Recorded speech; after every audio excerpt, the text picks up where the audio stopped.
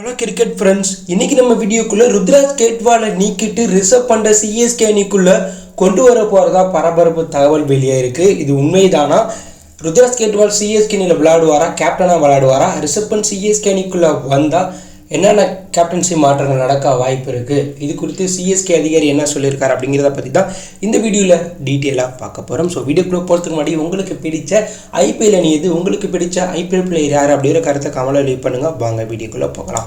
2024 mega ஆக்ஷனில் ரிஷப் பண்ட் அவர்கள் கலந்துக்க போகிறதா தகவல் வெளியானதுக்கு பிறகு ரிஷப் பண்ட் தோனிக்கு மாற்று வீரராக சிஎஸ்கே அணி ஆக்ஷன்லாம் வாங்க போகிறாங்க அப்படிங்கிற தகவல் கடந்த ஒரு வாரமாகவே இணையத்தில் செம வைரல் ஆகிட்டு இருக்கு. மேலும் 2024 ஐபிஎல் ஆக்ஷனுக்கு முன்பு ட்ரேடிங் விண்டோவும் தொடங்க வாய்ப்பு இருக்கிறதாவும், அதனாலையும் ரிஷப் பண்ட் ட்ரேட் மூலம் டெல்லி அணியிலிருந்து சிஎஸ்கே அணிக்கு வர வாய்ப்பு இருக்கிறதாவும் தகவல்லாம் வெளியாயிட்டு இருக்கு.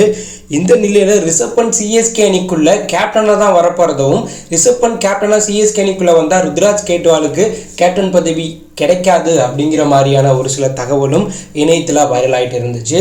இந்த நிலையில தான் இது குறித்து சிஎஸ்கே அதிகாரி ஒரு இன்டர்வியூவில் சொல்லியிருக்காரு. அதில் அவர் என்ன சொல்லியிருக்காருன்னா, இன்னும் ஆக்ஷன் குறித்து ஐபிஎல் நிர்வாகம் அதிகாரப்பூர்வமாக எந்த ஒரு தகவலுமே சொல்லலை.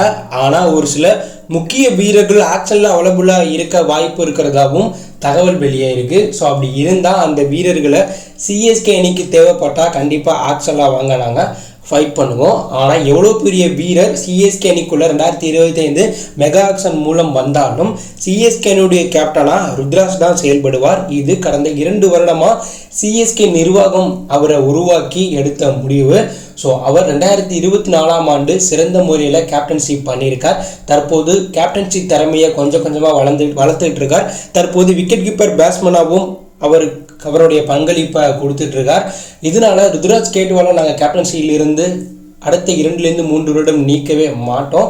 ஏன்னா அவருடைய கேப்டன்சி எங்களுக்கு திருப்தியை அளிக்குது. இதனால அடுத்த வருடமும் ருத்ராஜ் தான் சிஎஸ்கே கேப்டனாக செயல்படுவார் அப்படிங்கிற மாதிரி அவர் சொல்லியிருக்கார். இதே போல தான் காசி விஸ்வநாதனும் ஐபிஎல் முடிஞ்சதுக்கு பிறகு சொல்லியிருந்தார். ஸோ அதே போல தான் தற்போது சிஎஸ்கே அதிகாரியும் பார்த்தீங்கன்னா இதற்கு முற்றுப்புள்ளி வச்சுருக்காங்க.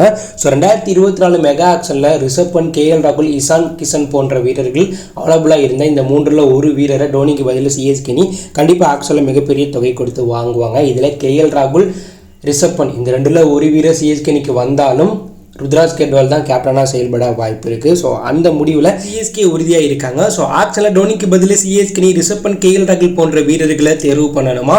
பெரிய வீரர்கள் வந்தாலும் ருத்ராஜ் கேட்வால் தான் சிஎஸ்கே கேப்டன் தகவல் வெளியாக இருக்குது. இதை பற்றி நீங்கள் என்ன நினைக்கிறீங்க? அப்படியே கருத்தை கமெண்ட்ல லீவ் பண்ணுங்கள். தேங்க்யூ ஃபார் வாட்சிங்.